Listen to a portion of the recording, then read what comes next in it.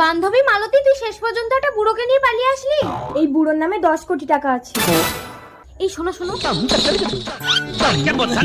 ধনা, এরা সবাই তোমাকে বুড়োই ভেবেছে। আসলে আমি যে পালিয়ে বিয়ে করব বলে তোমাকে বুড়ো সাজিয়েছি, ওরা কেউ জানে না। তুমি আমার বান্ধবীর বাড়িতে থাকো, আমি বাড়ি থেকে পরিস্থিতি দেখে এসে তোমাকে নিয়ে যাবো।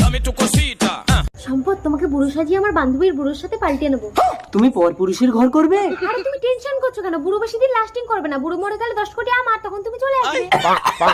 হ্যাঁ হ্যাঁ, সবসময় এইভাবেই বুড়ো সেজে থাকবে। দেখো কচি বউ বিছানায় পেয়ে যেন যৌবন দেখিও না, তাহলে আমার বান্ধবী কিন্তু ধরে ফেলবে। কি জানতো না। এই নাও, বান্ধবী তোমাকে দেখার আগেই এই পাউডারটা বান্ধবীর চোখে মেরে দেবে। ও বুড়ো, মালতীর থেকে আমি বেশি তোমাকে আদর করব, তুমি আমার ঘর করো। মালতীর কি হবে? আমি তো আছি।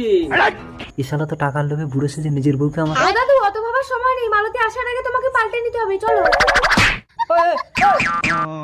ওই বুড়ো, কিছু করবি না বলে দিচ্ছি।